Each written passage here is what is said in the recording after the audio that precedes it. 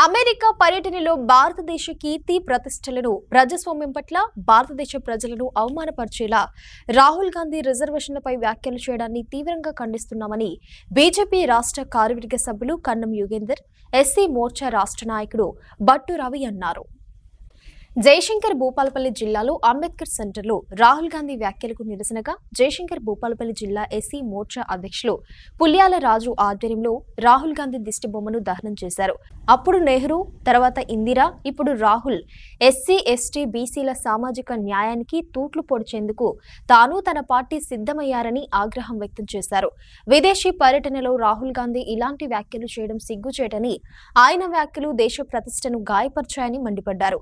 ఈ కార్యక్రమంలో బీజేపీ జిల్లా సభ్యత్వ సహా ప్రముఖ దొంగల రాజేందర్, ఓబీసీ మోర్చా జిల్లా నాయకుడు మాచనవేని రవీందర్, సేనాపతి, నాయకులు తదితరులు పాల్గొన్నారు.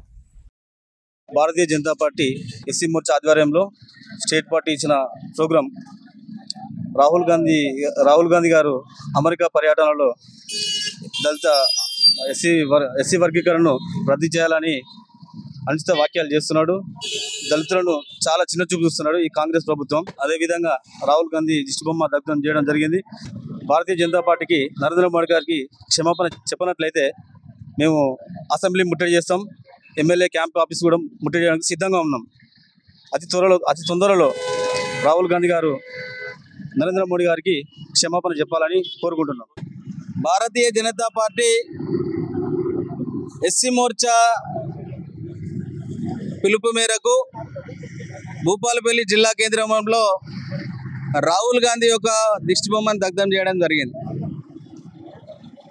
రాహుల్ గాంధీ విదేశీ పర్యటనలో ఉన్న సందర్భంలో ఇవాళ ఎస్సీ వర్గీకరణ గురించి, ఎస్సీల గురించి వాళ్ళను అవమానించే విధంగా మాట్లాడినటువంటి రాహుల్ గాంధీ ఇవాళ ఎస్సీల యొక్క ఓట్లను దండుకొని ఎస్సీలను ఇవాళ ఓట్ల కొరకే చూసినటువంటి వ్యక్తి రాహుల్ గాంధీ.